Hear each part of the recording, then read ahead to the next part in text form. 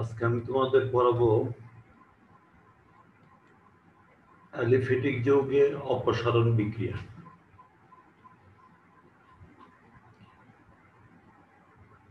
Elimination reaction of aliphatic compounds. এর আগে আমরা সংযোজন বিক্রিয়া সম্পর্কে আলোচনা করেছিলাম। অপসারণ বিক্রিয়াটি ঠিক সংযোজন বিক্রিয়ার বিপরীত। এই অপসারণ বিক্রিয়াতে সম্পৃক্ত জৈব যৌগ অসম্পৃক্ত জৈব যৌগে পরিণত হয়। পরিণামে নতুন সৃষ্ট যৌগে কার্বন কার্বন দ্বিবন্ধন বা ত্রিবন্ধন তৈরি হয়। অপসারণ বিক্রিয়াটি দুভাবে সংঘটিত হতে পারে।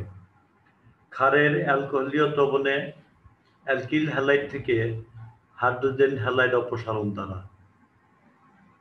আর গাঢ় সালফিউরিক অ্যাসিডের উপস্থিতিতে অ্যালকোহল থেকে পানির অণু অপসারণের মাধ্যমে ঘটতে পারে।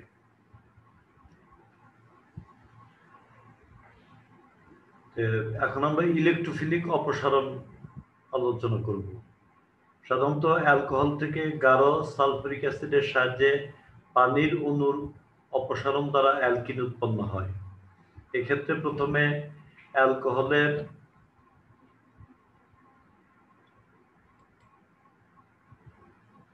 হাইলাইটার দিয়ে নিই। এক্ষেত্রে প্রথমে অ্যালকোহলের OH মূলকে প্রোটন সংযুক্ত হয়।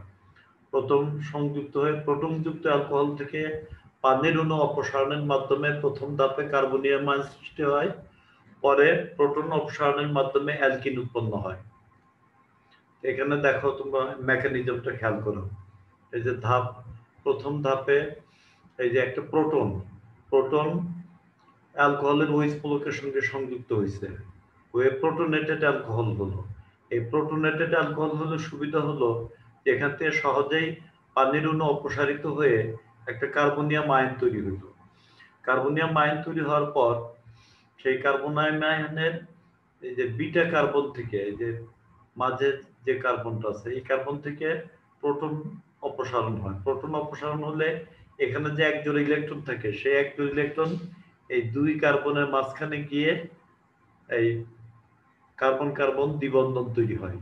এইভাবে তোমার অ্যালকিন উৎপন্ন হয় ইলেকট্রোফিলিক অপসারণের মাধ্যমে। আরেক প্রকার আছে নিউক্লিওফিলিক অপসারণ। হ্যালোজেন অ্যালকেন থেকে অ্যালকোহলীয় ক্ষারের সাহায্যে হাইড্রোজেন হ্যালাইড অপসারণে অ্যালকিন উৎপন্ন হয়। এটা হলো নিউক্লিওফিলিক অপসারণ।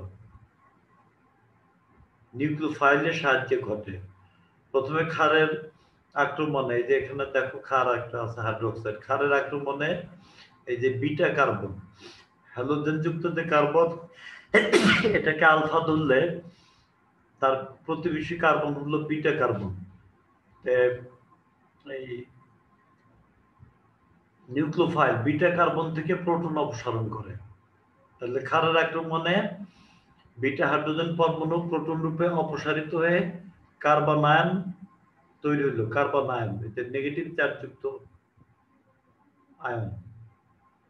তারপরে হ্যালোজেন পরমাণু এই যে এখানে হ্যালাইড আয়ন রূপে অপসারিত হলে হ্যালোজেন পরমাণু হ্যালাইড আয়ন রূপে অপসারিত হয়।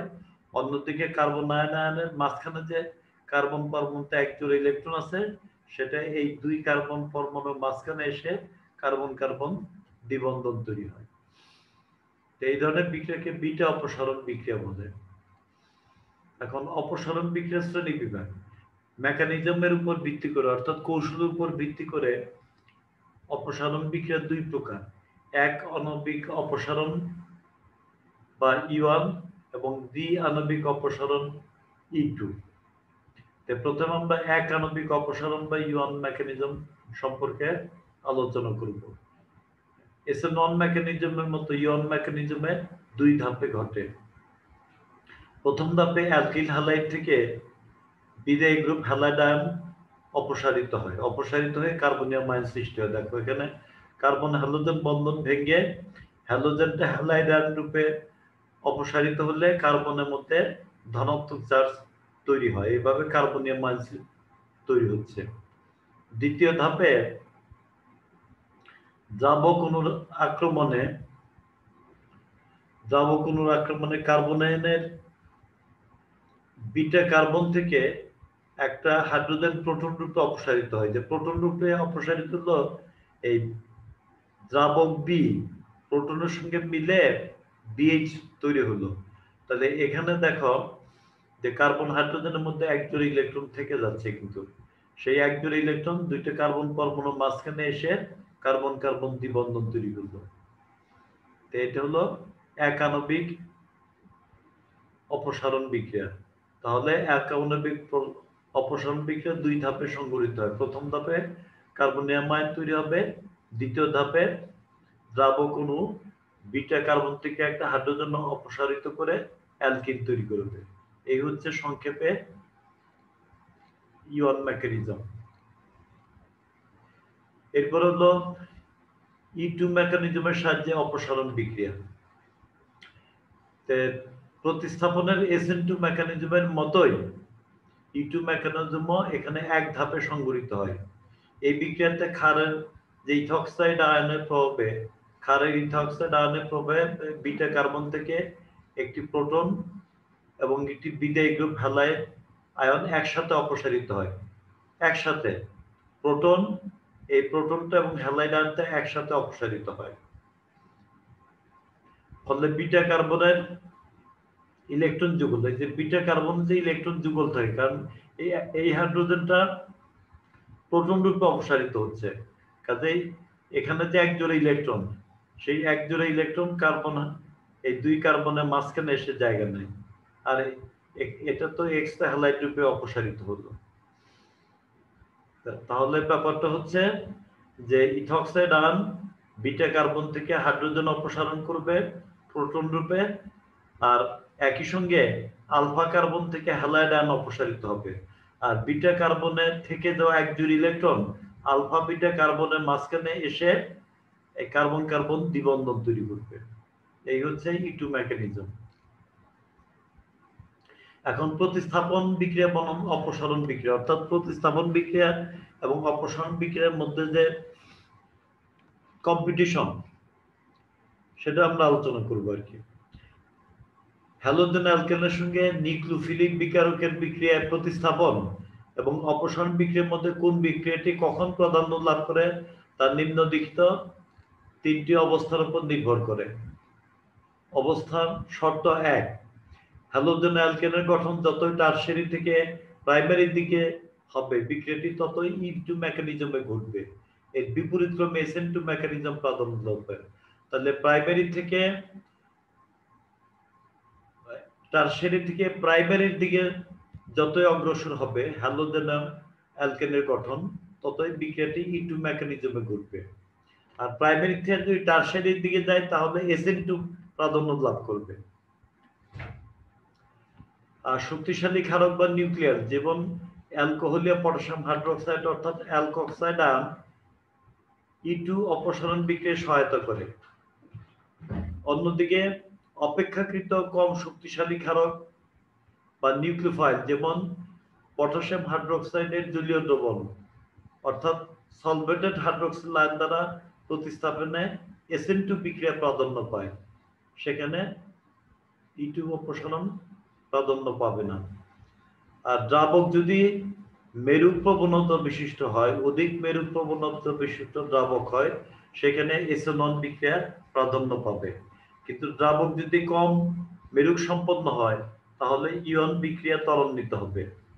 আবার E2 বিক্রিয়া কম মেরুক দ্রাবক এবং শক্তিশালী ক্ষারক বেশি কার্যকরী। অন্যদিকে SN2 মেকানিজমের বিক্রিয়াতে অধিক মেরুক দ্রাবক ও কম শক্তিশালী ক্ষারক, যেমন জলীয় পটাশিয়াম হাইড্রোক্সাইড দ্রবণ অধিক কার্যকরী হয়। আজকের ক্লাসে সবশেষে আমি পড়ব সাইজের নিয়ম।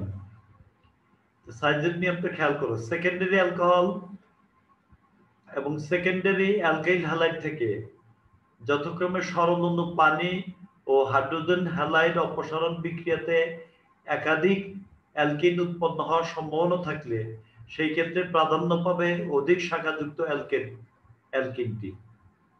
একাধিক অ্যালকিন উৎপন্ন হওয়ার সম্ভাবনা থাকলে অধিক শাখাযুক্ত অ্যালকিনটি প্রধান উৎপাদ রূপে পাওয়া যাবে। এই নিয়মকে বলে বিটা অপসারণের সাইজের নিয়ম। যেমন এখানে একটা উদাহরণ দেখো, 1 2 3 4 যে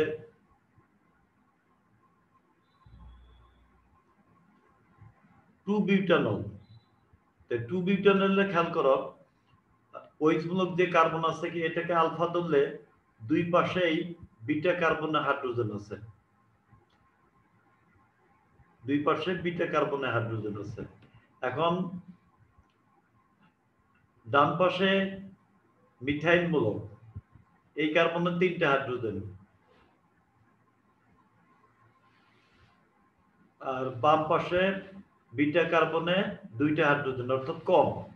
এই ক্ষেত্রে নিয়ম হচ্ছে অধিক শাখাযুক্ত অ্যালকিনটি প্রাধান্য পাবে। অর্থাৎ এই ক্ষেত্রে যদি বাম পাশে এই যে হাইলাইটের দাম দেখাচ্ছি, বাম পাশে যে বিটা কার্বনটা আছে, এই বিটা কার্বনের হাইড্রোজেন এবং আলফা কার্বনের ওএইচ মূলক অপসারিত হয়ে এই যে বিউটিন 2 উৎপন্ন হবে। এই উৎপাদটা হলো বেশি উৎপন্ন হবে, অর্থাৎ এটা 80% পাওয়া যাবে। আর প্রান্তের বিটা কার্বন থেকে হাইড্রোজেন অপসারিত হয়ে হাইড্রোজেন এবং এই আলফা কার্বনের ওএইচ মূলক পানির রূপে অপসারণের পর বিউটিন 1 হবে, কিন্তু এটা কম হবে 20%। তাহলে অধিক শাখাযুক্ত অ্যালকিনটা হবে প্রধান উৎপাদ। একইভাবে দেখো 2 ক্লোরোবিউটেন, 2 ক্লোরোবিউটেনের ক্লোরিন যে কার্বন আছে, এই কার্বনকে যদি আলফা ধরি তাহলে উভয় পাশে বিটা কার্বন আছে। তাহলে আমরা দেখতে পাচ্ছি বাম পাশের বিটা কার্বনের হাইড্রোজেন সংখ্যা কম, ডান পাশের বিটা কার্বনের হাইড্রোজেন সংখ্যা বেশি।